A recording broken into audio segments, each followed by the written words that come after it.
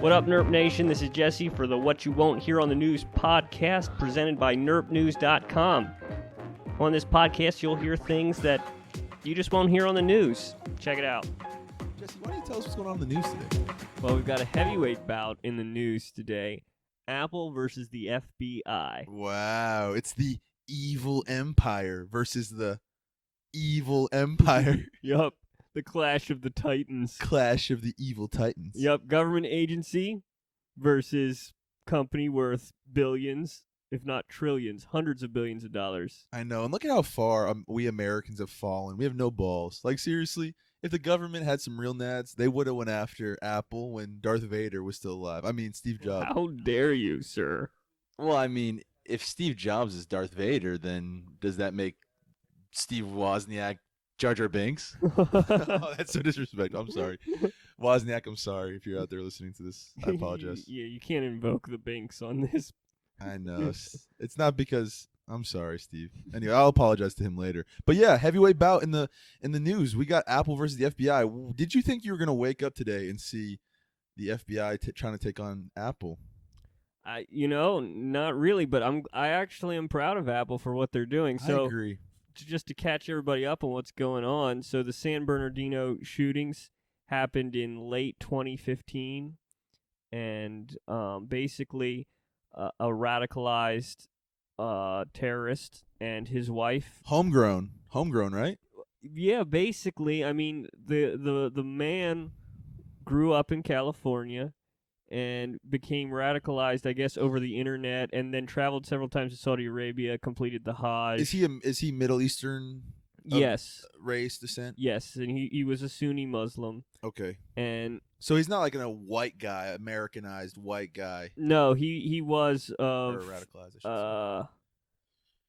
Yeah, Middle Eastern descent of some kind. So he finds some woman on the internet? Right. So yeah, online dating with this chick. Ooh. Who was from Pakistan Ooh. and was living in Saudi Arabia. Ooh. And then he went over there, met her, a few times or whatever, brought her over, they get married. I wonder if there's like a dating site for that.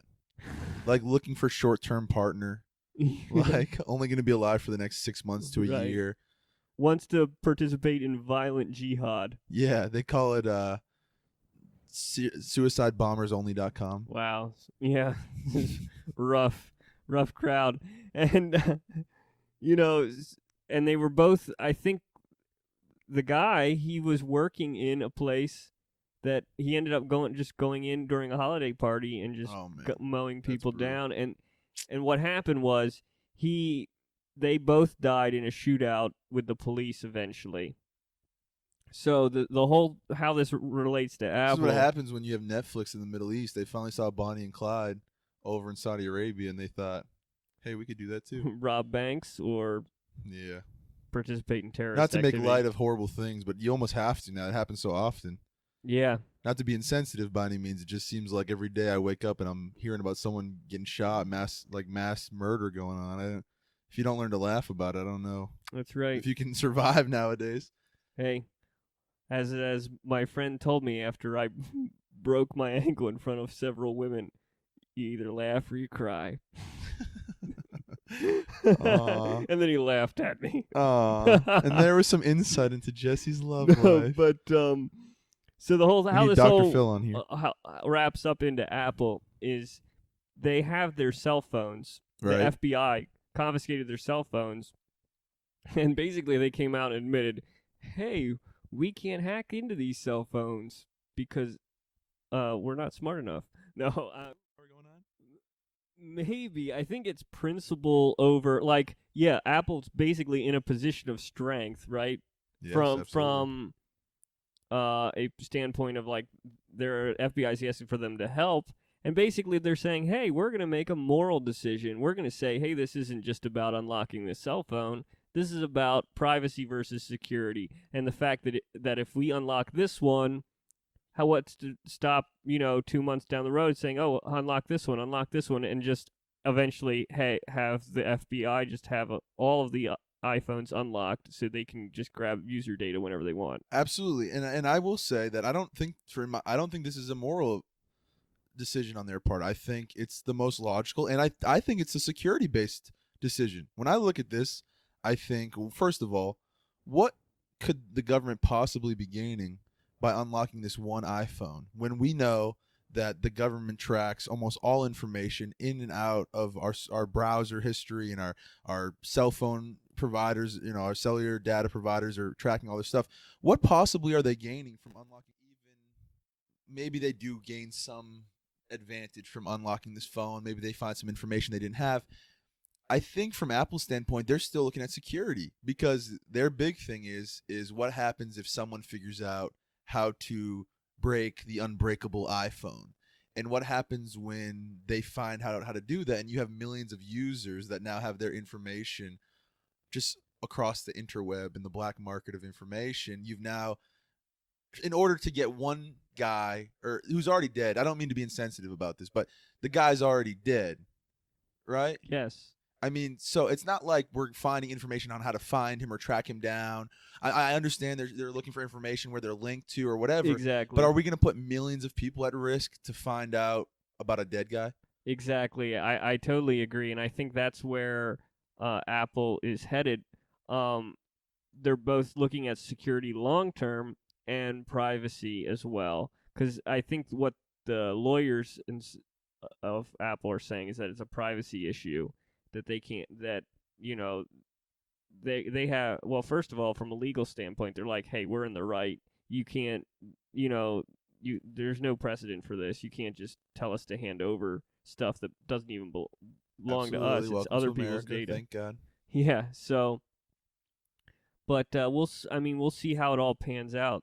I know another argument that the government had was, well, what if we do this in a controlled area? What if we unlock this one in the laboratory private? And I think Apple had a very good response, and an adequate response, in my opinion, was, well, no, that's absurd. Because as soon as you give the government, I think that famous quote that says "give them an inch and take a mile" Yep. might have been quoted about the government. Yeah. If it was ever quoted, it was about the government. Because I think Apple realizes, and any of you guys who understand anything should realize that when it comes to the government, if Apple opens up the door for them to do this with one time, what stops them from doing it a second time or a third time, or another government around the world from doing it? What stops them from deciding that every time we want to do this, we're going to enact that one time that you let us do it, and we're going to make it a legal law now? And I think that's a good point. I think Apple's saying, no, there's no such thing as one time. It's either never or always. Right, and they understand that now's the time to make the fight, right? Because once they do it once, the game's over. Yeah, they no over. longer have power after that. You do it one time, you lose all. Right. Bit of power. So at this point, they're like, we're going to make a stand now. We're going to do it publicly. It's going to be a thing.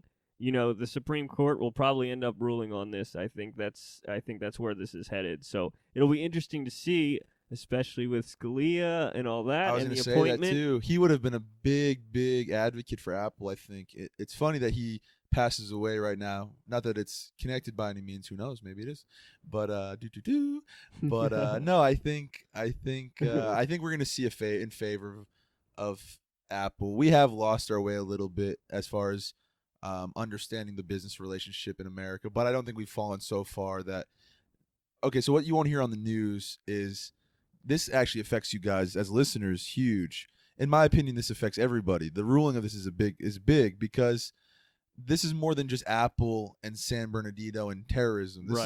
This could be a case that makes precedent on what is privacy, what is security, where is the balance, what stops other businesses from having to come under government pressure to open up their files. What happens when the government starts putting pressure on Facebook? Not that it really needs to, because Facebook's pretty compliant with the government most of the time.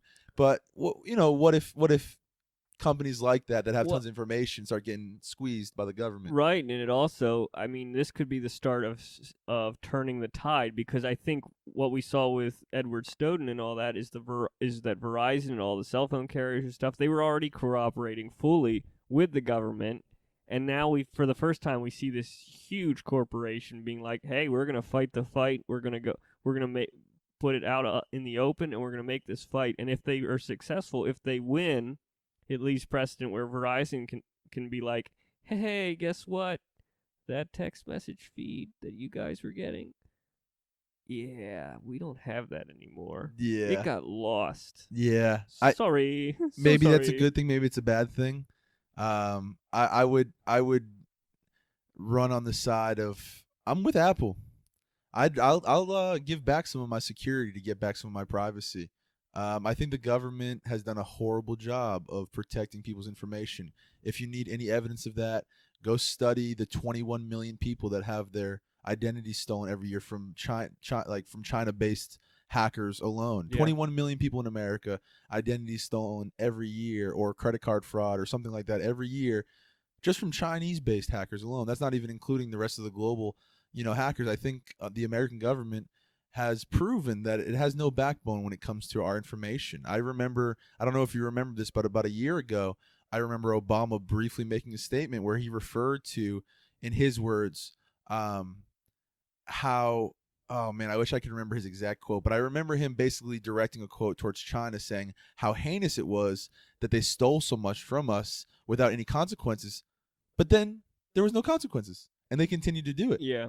Yep. So I think that alone for me proves that the government can't protect my information online. Right, and I think from privacy's perspective, we used to have Americans. I think used to have the mentality where our rights and our privacy was very important. And when the information age and also this age of quote unquote the war on terror, um, we've we've relinquished our privacy so that we can feel more secure, and Yeah. that feeds into this perpetual process of the government or these agencies that want more power making us feel less secure and making us feel like there's another 9/11 happening, which was I think kind of the beginning of this whole thing. One of the things that they say in the stock trading world is if you have the ingredients, you're going to bake the cake. And so before the dawn of technology in the information age, right, the Department of Defense and all these, they just didn't have the capability to snoop on everybody. And now all of a Yes. sudden, the only difference is now they do. And so now that they have the ingredients, they're going to bake the cake. They're going to do it. So what do you think? Do you think what's more important, our privacy or security? I'm all for privacy, to be honest. I mean, I think that you can't live in fear. You can't live in a place where you're scared of, especially terrorist attacks.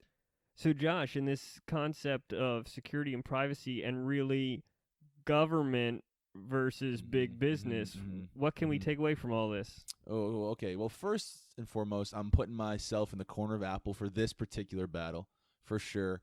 I'm all in on Apple. I'm putting money on Apple to win. If you're a betting man, take that money. But I will also say to our listeners, do not forget that in the bigger picture of these things, neither big corporation or government is our friend. Even though I'm kind of rooting Apple on, we're rooting Apple on. I would never say that Apple or big corporation is our friend. If you're wondering about that, look at the prices of your iPhone or the prices of any of the things that you buy from Apple, and the places in which they get these parts. Yeah, where are the plants? Yeah, exactly. Like these people, Apple's not pro-American or pro our generation by any means. As far as like literally, their talk is all very modernized and wow, we're hip, but their actions and their business practices show. Right. The only way they're for you is if you're a shareholder of the company. Absolutely. As long as you put money in their pocket, they're all for you. So, with that being said, let's keep this in perspective, guys. We're up against a lot here as far as a young generation, NURP Nation, trying to raise up, I believe in, I know Jesse believes in, I know you guys believe in it, that it's time for change, it's time for something different. And part of that is being mature and educated enough to realize that, we're up against a lot here. I think the government, this is kind of a good thing for us. We can watch two of an enemy of an enemy's a friend type thing, kind of see where this plays out. Maybe they can take chunks out of each other, but we definitely need to go forward with some education. And as far as the security and liberty debate, listen, guys, I cannot warn you enough or stress to you enough that watching the news, if that's your only outlet for education on these subjects, do not be deceived. I'll say this: go watch some of the YouTube videos. YouTube, Apple's lawyer, was that Fox News that was doing that, or No, that was Charlie Rose, I think CBS morning show of some kind, but it's Charlie Rose. The Okay, reporter. perfect. Well, maybe we'll get a link up on the website eventually to some of that stuff. But until then, the Charlie Rose interview with the Apple lawyer, just pay attention to the tone they use. It's very media. It's very stereotypical media tone where they're almost like trying to shame the lawyer out of his rightful answers. You know, he has a lot of very right and intelligent intellectual answers that are very right and very legal. And instead of them having fact debate, you can almost see where, like, you know, they're doing this thing where, oh, are you sure that's what you're doing? Oh, do you really have to do that? Right. It's an unbalanced. They give a lot of unbalanced questions. Yes, absolutely. So I would give you warning, heads up for that. Don't fall into it. It's not about the tone or the majority being the loudest, but the facts here. And the facts are this: that the government has no right whatsoever to tell Apple what it can and cannot do as far as security, because they're not breaking the law. If this was a law-breaking thing, that might be different. But as far as Apple following the law, the government has no right to push past that. And I want you guys to understand that if they push past Apple, what's to stop them pushing past your privacies? You know what this reminds me of? Just one of my favorite quotes of all time. Now, I hope there's some historians out there listening to this, because I'm a historian. So if you're a historian, you're going to chuckle and you're going to cry wolf on this. But for the base of the quote, I love it. One of my favorite quotes of all time is, for sure, Benjamin Franklin. Benjamin Franklin says this famously. He says, any society that would give up even a little bit of liberty to gain even a little bit of security will deserve neither and lose both. Hey, hey, hey, and what's up, NURP Nation? This is Josh Horrigan, and I am so pumped to announce our limited edition F5 care package. That's right, we have officially launched NURP News. So you can get on nurpnews.com right now and get your F5 care package before we run out. And while you're there, check us out on Facebook, Instagram, Twitter, and email us at nurpnews@gmail.com. We want to hear from you. If you hate us, tell us you hate us. If you love us, we want to hear that you love us. And we want to hear any topic suggestions, any criticisms, anything in general. If you got a good joke, send it our way, and we will laugh with you. We are so thankful for all of the early support and the early love, and the love is mutual. So continue to support NURP Nation. Continue to look out for new material. We're getting ready to load you guys up, and we're really going to go after this thing. So we love you guys, and always remember, keep your ear to the grindstone.